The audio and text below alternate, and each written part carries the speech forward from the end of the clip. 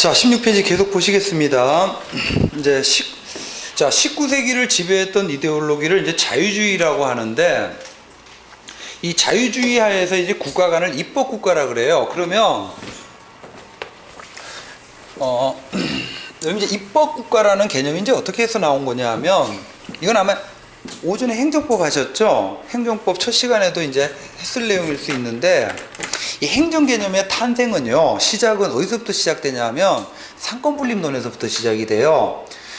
그 절대군주 시절에는 왕이 어떻게 했어요? 국가 권력을 자의적으로 행사했죠. 그래서 이제 시민혁명이 나타나면서 더 이상 국가 권력이 개인의 자유와 권리에 대한 침해자가 되지 않도록 왕 한 사람한테 집중됐던 국가 권력을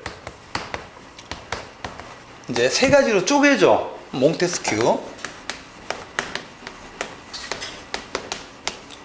몽테스큐의 상권분립론. 그래서 이제 입법권, 행정권, 그리고 사법권.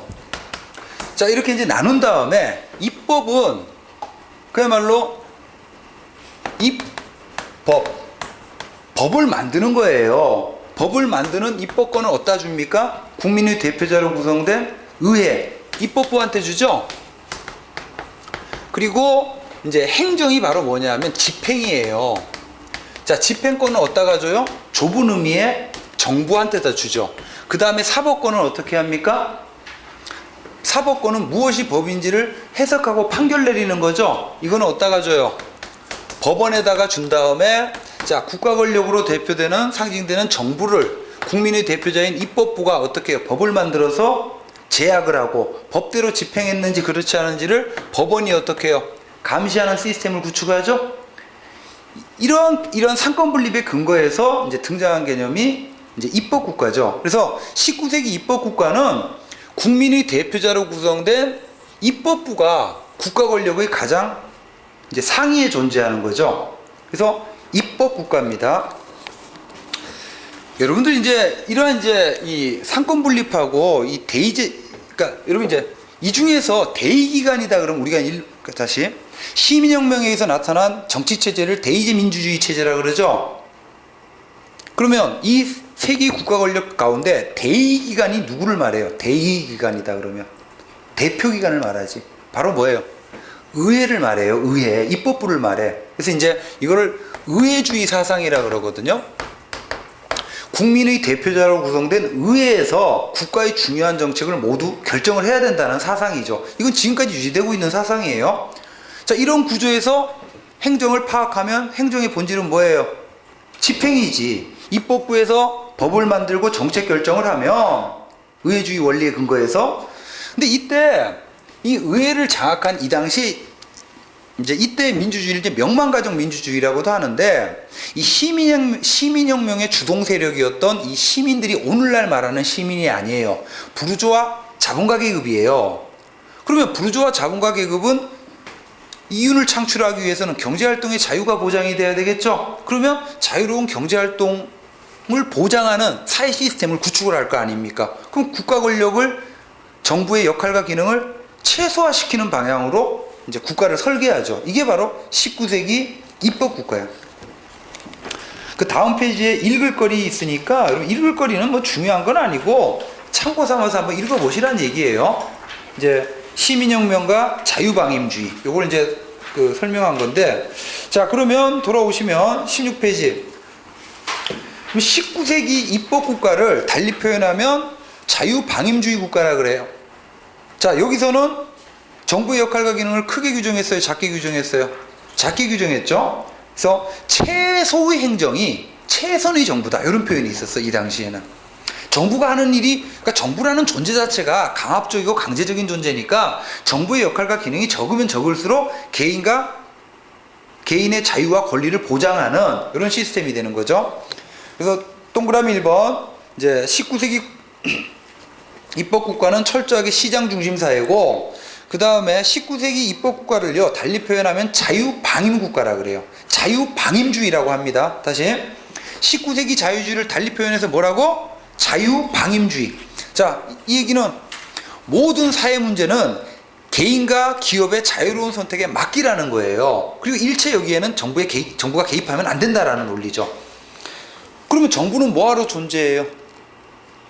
이 자유방임주의를 다른 말로 야경국가론이라고도 해요. 정부는 외적의 침입을 막고 도둑놈 잡으러 다니는, 달리 표현하면 야간의 경비 서는 역할만 하라는 얘기예요. 이 야경국가라는 표현 자체가 최소국가, 최대국가? 최소국가죠. 그러니까 정부가 하는 일이 적으니까 정부가 쓰는 돈도 적죠? 값싼 정부론. 자, 이 19세기 자유방임주의를 이제 지탱하는 이론적 기초를 제공한 학자가 있어요. 그러니까 19세기 자유방임주의의 대표적인 이론적 사상이죠. 이게 바로 누구냐 하면 근대 경제학의 창시자라고 볼 수 있는 아담 스미스야. 아담 스미스. 그럼 아담 스미스가 쓴 유명한 책의 이름이 뭐예요? 국부론이라는 책이죠. 국부론, The Wealth of Nation이라는 책인데, 이 국부론이라는 책에서 이 아담 스미스가 주장한 이제 유명한 개념이 있어요. 이게 바로 뭐냐면 인비저블 핸드라는 개념이에요. 보이지 않는 손인데, 이 보이지 않는 손이 뭘 뜻하냐? 바로 시장에는 뭐가 존재해요? 자유로운 수요와 공급이 이루어지면 수요와 공급이 일치하는 점에서 가격이라는 게 존재하죠. 이 가격 기구를 이제 시장에 존재하는 가격을 인비저블 핸드라 그러는데, 잠깐 딴 얘기하면 이 국부론이라는 책을 쓴 게 이제, 이 국부론의 책은 굉장히 중요한 그 책이죠. 그 근대 경제학의 출발점이고 이제 19세기 자유방임주의의 이론적 기초를 제공한 이제 책인데, 근대 자유주의 사상을 반영하는 대표적인 서적이죠. 이게 이제 1776년이거든요. 1776년.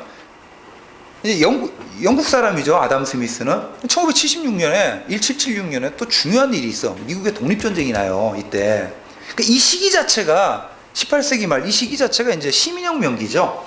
그래서 이제 그 자유주의 사상을 반영하는, 서구는 이 시기가 자유주의의 시대거든요. 시민혁명기. 이때 한국은, 조선은 어느 시대였을까요? 조선은 이때 이제 현빈이가 집권을 해요. 현빈이가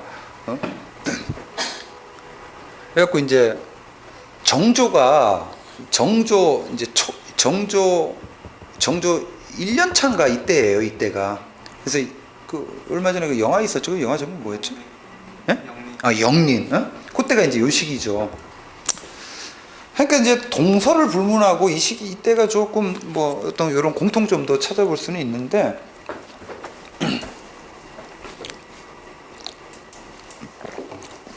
자, 19세기 자유방임주의 이론적 기초를 제공한 이제 아담 스미스가 주장한 유명한 개념이 인비저블 핸드인데, 자, 이게 이제 바로 뭘 뜻하냐 하면 시장이 모든 문제를 잘 해결할 것이다. 자원 배분을 최적의 방식으로 이제 배분할 것이다라는 걸 이제 설명하는 건데, 이걸 간단한 경제학 이론을 통해서 좀 설명을 좀 해볼게요. 경제학의 대표적인 이론이 수요 공급 이론이죠. 이 정도는 뭐 다 아니까. 이제 가격이 있고 재화의 가격, 어떤 재화의 수량. 자, 그러면 이제 시장에 공급 곡선이 있고, 이건 수요 곡선이죠. 일반적으로 자, 공급은 기업이 하죠. 이제 생산자가 있고 재화에 대한, 그리고 수요는 누가 해요? 여러분이 저와 같은 소비자가 하죠. 그럼 예를 들어 이 시장이 라면 시장이라고 가정을 해보세요. 라면. 그러면 삼양라면, 농심라면에서 라면을 만들어서 팔죠. 생산하죠. 뭘 위해서? 그러니까 이건 시장에서 아까 활동하는 행위자들은 생산자, 소비자 모두 다 합리적 경제인이에요. 사익을 추구하는 존재예요. 공익을 추구하는 존재예요. 그러니까 삼양라면에서 이 시장에다가 라면을 생산해서 공급하는 이유는 공익을 위해서가 아니에요. 이 삼양라면이라는 기업의 사적 이윤 극대화를 위한 자율적인 선택에 의해서 공급이 이루어지는 거지. 그 다음에 여러분이나 제가 라면을 사 먹죠. 이거는 뭐예요? 이 사회의 공익을 위해서야? 그게 아니라 여러분 자신의 효용 극대화를 위해서 라면에 대한 수요가 이루어져요. 이렇게 합리적 경제인들의 자율적인 선택에 의해서 이 시장의 재화에 대한 뭐가 이루어지는 거예요? 수요와 공급이 이루어지면 수요와 공급이 일치하는 이 균형점이 형성이 되고, 이 균형점에서 균형 가격이라는 게 만들어지고, 자, 균형 수급량이 결정이 돼요. 예를 들어 여기가 100개야. 100개. 그러면 여러분, 자, 경제학에서 중요한 개념이 균형이라는 개념이거든요. 이 균형점은 어떤 상태냐면 굉장히 아름다운 사회 상태예요. 사회 문제가 완전히 해결된 상태야. 이 균형점을 달리 표현하면 뭐예요? 공급과 수요가 일치하는 상태잖아요. 자, 여러분, 이 사회 문제는 결국 뭐냐면 재화에 대한 수급의 문제거든요. 지금 이 균형점을 풀이해보면 어떤 상태입니까? 이 사회에는 라면에 대한 공급 몇 개? 100개. 수요 몇 개? 100개. 남지도 않고 모자라지도 않은 최적의 자원 배분 상태죠.